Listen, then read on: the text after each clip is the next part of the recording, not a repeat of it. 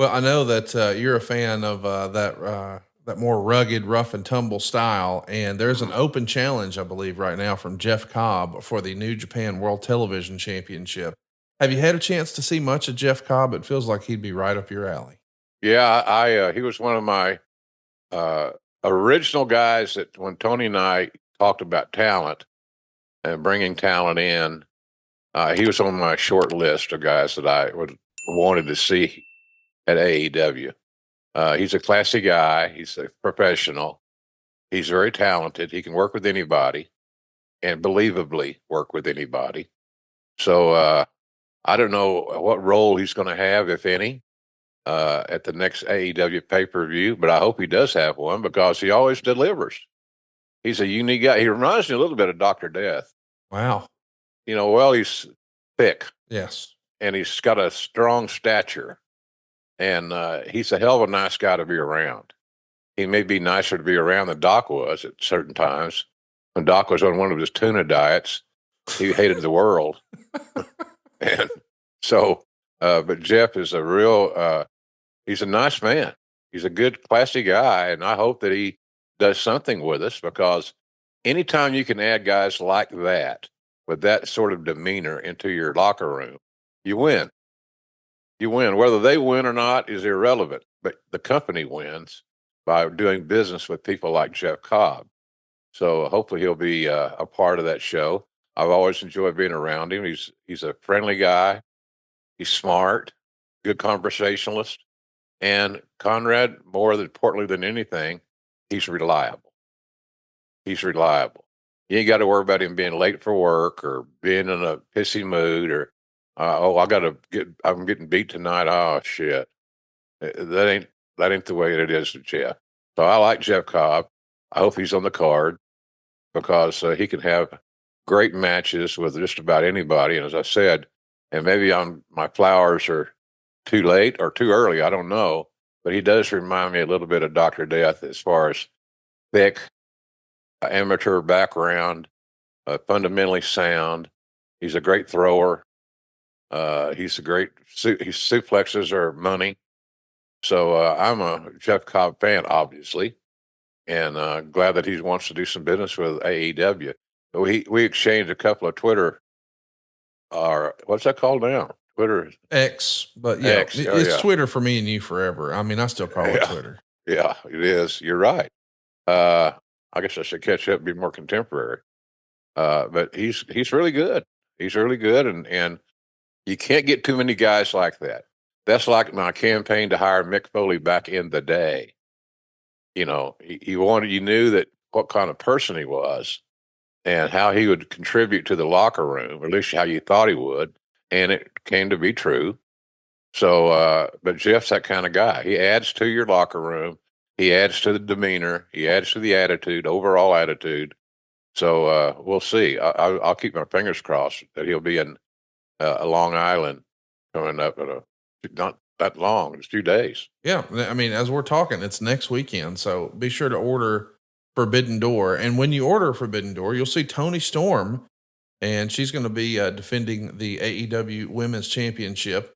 I wanted to ask you what you thought of her presentation. I mean, I think it's one of the more creative pieces of business we've seen on television in a while. Just the whole act, with the way she carries herself, the way she delivers her promos, the look, the black and white. I mean, just the whole little faction she's created.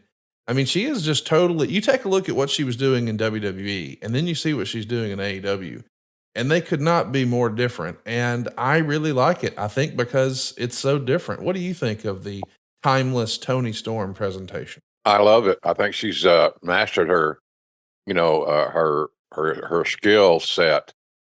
We talked about doing a show on Goldust. Well, the reason Goldust got successful was that he owned his character, not literally, but figuratively. That character became him, and he developed it. He tried things that were risky, and he went along with the creative that was risky because it was so unique and new. But she's just been terrific. I can't think of anybody on anybody's roster that has developed their TV persona any more thoroughly Yes. than Toni Storm. She's a veteran. She knows she knows the ways of the wrestling world. She's a hell of a nice lady, and I just enjoy the hell out of talking to her and being around her. She's just a bright light in that respect, and very talented. Does she have does she look like Tori Wilson? No, but nobody else does either. Uh, I say that in all kindness, but Toni Storm is a hell of a hand. Yes. She's psychologically sound. She's just terrific. So whatever she's doing, I'm watching, and I really think that AEW is onto something with her.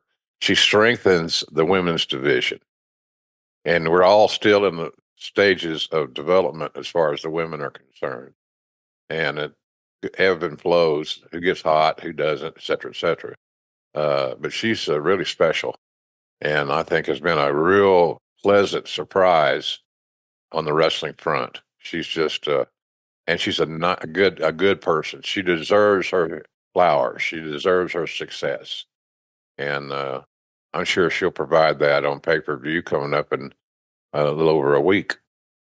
Can't wait to watch, and I'm excited to see Zack Sabre Jr. again. If you've never seen him, he's one of the better technical wrestlers in the sport, and he's going to be taking on Orange Cassidy over on the UFC side of things. They like a phrase that says, styles make fights. What do you think of Zack Sabre Jr., and what do you make of his matchup with Orange Cassidy coming up next weekend? Orange is known to have great matches just about anybody, Connie. Yes. I think he's very underrated when it's all said and done. And I might not have said that a year or so ago because he got disqualified in some people's mind because of his size. Now he showed us that his size is irrelevant. He's very good, and I think he and Zack Sabre Jr. will have a hell of an outing. I just believe that because for Zack Sabre, the stakes are really high because he has a chance to be a star in that match at that pay-per-view. And I think that's important. He has that the door's open. The plate's clean. Go do it. And so I think Zack Sabre Jr. is a star that hasn't been fully exposed yet. I think he's really good. So the booking of Zack Sabre Jr. and Orange Cassidy, it should provide a hell of an entertaining match. There's just no reason it shouldn't be good, really good. No reason that we shouldn't give Jon Moxley some props too. I feel like he's probably been the ace of AEW since day one, and he's going to be defending the New Japan World title against Naito. I know you've seen a lot of both of these guys. Yeah. What do you expect in that one? Physicality, stuff you can't see through, as they say. Naito is really good. He's a great heel or babyface, depending on your perspective where you're sitting.